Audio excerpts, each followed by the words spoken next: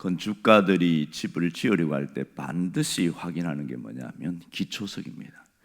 거기가 무엇이 있는지, 집안이 얼마나 단단한지, 아니면 폐기물로 쌓여있는 그런 연약한 집안인지 그것을 확인한 다음에 눈에 보이지 않지만 기초를 아주 단단하게 세워서, 그래야 높은 건물을 세워도 균열이 가거나 문제가 생기지 않는 것이죠.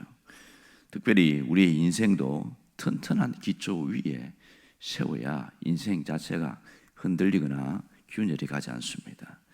결혼만 생각해도 한평생 믿고 살 수 있는 그런 사람과 결혼을 해야 안정적이고, 직장도 그 직장에서 내가 오랫동안 할 수 있는 그런 공간이 되어야 직장 생활이 안정적입니다. 하지만 우리의 현실은 정말 어렵게 가고 있습니다. 이러한 기초들이 다 무너지고 있지요. 결혼도 보면 서로에 대해서 신실하지 못하니까 상처를 주고 깨어지는 가정들이 많고, 직장도 이미 예측할 수 없는 상태가 되어서 이제 평생 직장은 아예 없어진 지 오래돼 버렸습니다. 신앙생활도 마찬가지죠. 교회 안에서도 보면 교회 안에 갈등이 없으면 좋으련만 가끔 보면 그런 일들이 생깁니다.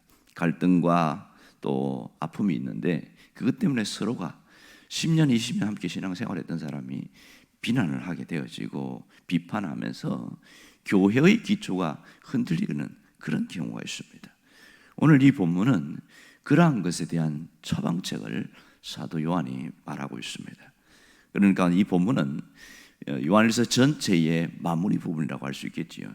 자세히 보면 교회를 향한 그 간절한 마음, 사랑하는 마음이 이 속에 녹아 있음을 볼 수 있습니다. 그래서 오늘 마지막 부분은 14절부터 21절까지가 당부의 말이다, 이렇게 표현되고 있습니다. 그 중에서 오늘 14절에서 16절까지만 읽었는데요. 자, 여기서 요한이 강조하고 있는 게 있습니다. 14절에서 16절까지 읽다 보면 반복되는 단어가 나오는데, 그것이 구하라 하는 단어입니다. 14절에서 무엇을 구하면 15절에서도 구하는 바를 그에게 구한 그것을 16절에도 보면 구하라, 나는 구하기를 원하지 않는다, 뭐 이런 계속 구하라는 이 동사가 무려 5번이나 쓰인 것을 알 수 있습니다.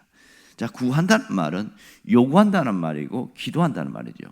하나님께 기도한다는 그런 뜻이 되겠습니다. 특별히 16절에 보면 죄를 범한 것을 보거든 구하라, 뭐 그런 얘기를 하고 있습니다. 그러니 이 사도 요한이 구하라 이 말에는 14절에서 15절까지를 이야기 보면 개인적인 신앙생활을 이야기하고 있고요. 그리고 16절까지를 이어서 보면 교회 회복을 위한 지체들을 위한 신앙생활입니다. 그러니까 14절, 15절은 기도 응답에 대한 확신을 가지라, 뭐 그렇게 볼 수 있는데, 16절까지를 포함하게 되어지면 교회가 상처를 받고 어려워졌는데 교회 회복을 위해서 간구하라, 뭐 이런 뜻으로 볼 수 있는 것이죠. 특별히 16절에 보면 교회에 문제를 일으키는 성도들이 있었습니다. 이들이 죄를 범함으로써 교회의 거룩성을 훼손시켜 버렸습니다. 당연히 이들은 성도들의 지탄의 대상이 되었고, 교회 갈등과 분열의 아픔을 겪었고, 또 서로가 믿지 못하고 그 서로에 대한 상처를 준 말 때문에 오랫동안 서로 말을 안 하는 그런 상태가 되어버렸습니다. 그래서 여기서 구하라는 것은 교회 회복을 위한 간구, 이렇게 포함될 수 있습니다. 무엇을 구하라는 것인가? 여기서 형제의 죄를 나의 죄로 알고 안고서 기도하는 것, 이것을 도고 기도로 말합니다. 그래서 요즘은 뭐 도가란 말을 잘 안 쓰고 중보라는 말을 쓰는데, 은밀한 의미는 중보 기도는 예수님께 해당되는 표현이긴 합니다. 하지만 그게 더 쉬워서 그런지 사람들이 일반적으로 도고 기도를 중보라고 그렇게 표현합니다. 어쨌든 이 형제 자매를 위한 기도, 이것이 그들을 위해서 기도하라는 것이죠. 그런데요, 현실을 보면 나한테 상처를 주고 내가 늘 봐도 뭔가 미운 짓 하고, 이런 사람은 보기도 싫은데 그 사람을 위해서 기도한다는 거, 이거 쉬운 일이 아니거든요. 왜 그들을 위해서 기도하라고 했을까? 곰곰이 묵상을 하다 보니까 내가 그들을 위해서 기도하면 딱 한 가지 변화되는 게 있습니다. 미워하는 마음이 없어집니다. 그 사람에 대해서 미워하는 마음이 없어지고 무덤덤해지고 불쌍하게 마음이 싹 들어오는 거예요. 이것 때문에 구하라는 것이죠.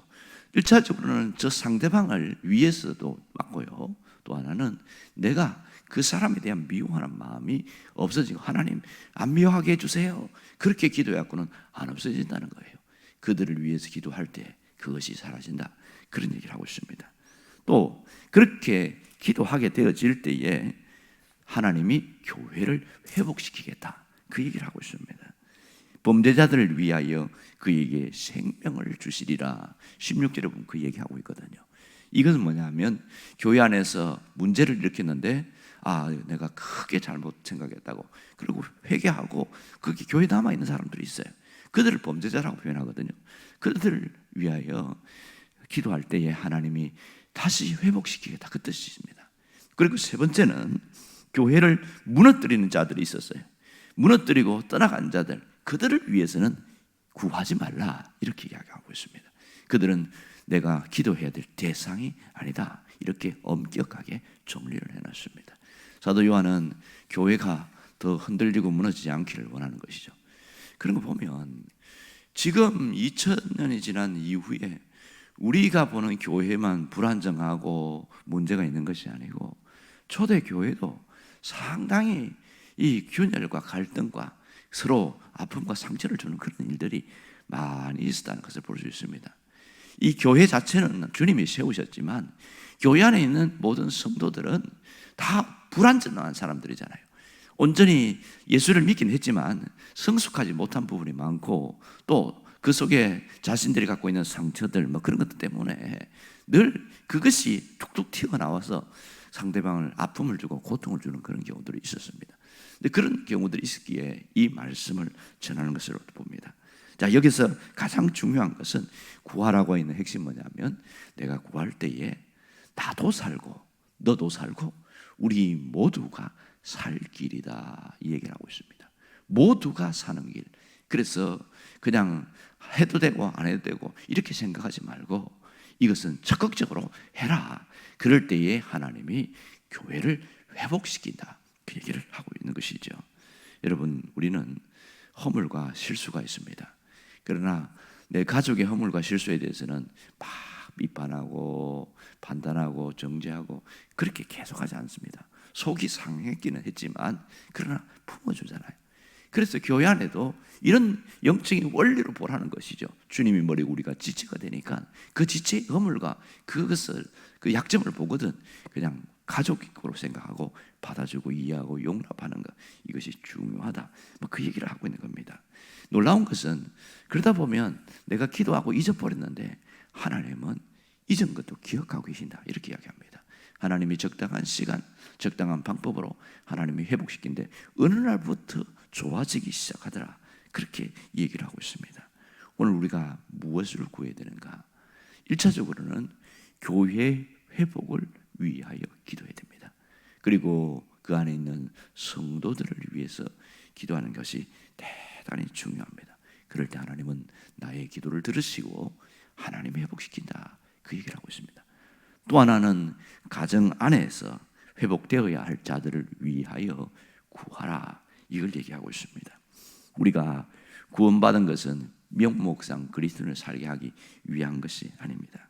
하나님은 구원 이후에 풍성한 삶을 살기를 원하고 있어요.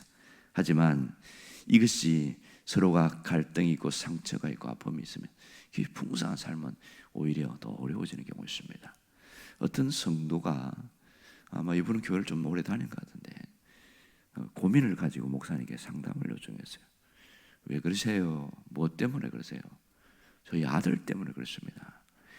이 아들이 얼마나 민하게 놀고 얼마나 말을 안 듣는지, 내가 저렇게 살면 인생이 망가지겠다 싶어서 그 기질을 꺾으려고 별별 노력을 다 하고 잔소리를 했는데 아무 소용이 없었다, 그런 얘기하는 겁니다.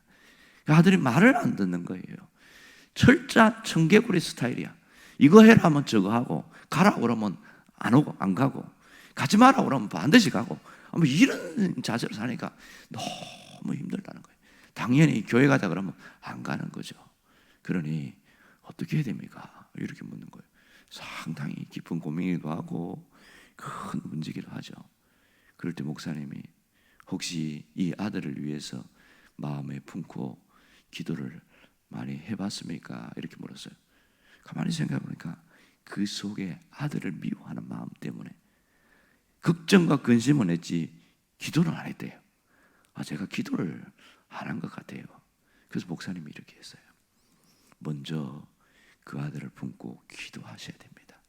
기도하게 될 때에 내 안에서 미움이 떠나가게 되어지고, 그리고 뜨거운 마음으로 기도하게 되어지면 이 아들이 하나님 품으로 돌아올 수 있습니다. 그리고 그의 인생이 다시 회복될 수 있습니다. 이렇게 조언을 해줬어요. 그랬더니 이분이 참 말을 잘 들었어요. 그날부터 우리 집으로 이야기하면 매일매일 기도하는데 작정 기도한 거예요. 언제까지?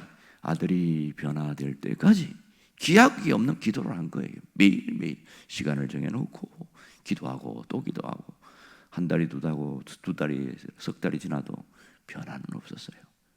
그래도 잘한 거는 하나님은 들으신다, 하나님은 응답하신다, 딱 그거 하나 확신을 붙들고 기도를 하기 시작했는데 더 나빠졌어요.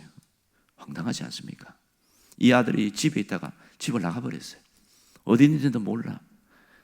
이러되면 기도를 중단하기 쉬운데, 그래도 이분이 끝까지 기도하는 거예요. 끝까지. 몇 달이 지난 이후에 다른 친구를 통해서 소식이 전해졌는데 이 아들이 교회를 나갔다는 거예요. 어느 교회에서 나가가지고 양육도 받고 제자 훈련을 받는다, 이 얘기를 들은 거예요. 그때 눈물이 팍 쏟아지면서 한없이 하나님 앞에 감사하게 돼요. 그동안 여러 해 동안 가슴 아려하고 기도해도 응답이 되지 않고 그런 막 힘든 여정을 지나는데 그 한마디에 모든 게 다 보상이 되어버렸어요. 그래서 하나님은 나의 기도에 반드시 응답하신다. 그리고 이 아들이 정신을 차리고 자기 망가진 삶을 청산해버리고 적당한 직장을 구해서 그렇게 생활하고 있더라. 그 얘기를 듣고 나서 마음에 안심이 되었다, 이런 얘기를 하는 겁니다. 여러분, 우리의 기도는 하나님이 들으십니다. 우리의 진실한 간구는 능력이 있습니다. 그러므로 가족을 위하여, 가족의 회복을 위하여 기도하라. 이것이 오늘 우리가 붙들고 나가야 될 메시지입니다.